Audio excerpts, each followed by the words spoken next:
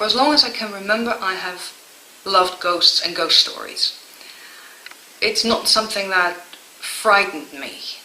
When I was very little, I was afraid of the werewolf at the bottom of the stairwell, but I was not afraid of ghosts.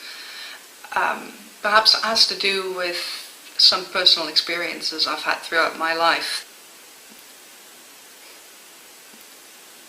There's more to it than that. It is the concept of this incorporeal world aside our own.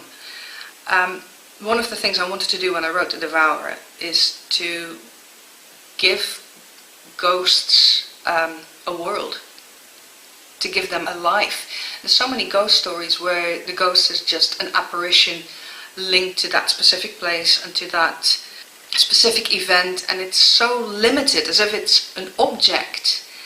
Whereas the idea of a ghost being a person without a body gives so many interesting options in terms of storytelling. So that was one thing I wanted to do with The Devourer.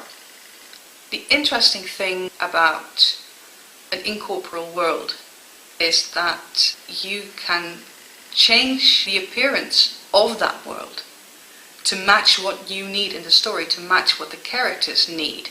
And that doesn't mean that they are in full control of what is happening. Yes, to some extent they are. The ghosts in The Devourer they can move through walls, and they can create the image of a wall or a lamppost that they want to lean against if that's what's on their mind. But there are limits. Limits that they impose on themselves. For instance, one of the ghosts describes that to move from one place to another, he doesn't need to cover ground, he doesn't need to go through the motions of walking. And still it's a habit that he can't lose, so yes, he will walk rather than shift from one place to another. Within those limits, there's also the fact that they have influence that they can't control. So when the turmoil becomes too great, it will show in their immediate surroundings, and it will draw in anyone else who is near to them. And this gives a whole other dimension to character interaction. That is something you simply cannot do if a story is confined to the physical world. And that gives a kind of freedom in the storytelling, where you can use the environment to show what is going on inside the minds of the characters. But this ability to dive into a character's psyche and show the reader what certain thoughts feel like, giving form to the anguish and the pain and the confusion that this character feels, that has enabled me to give some insight in what it feels like to suffer from depression. It's a condition that I've lived with for as long as I can remember.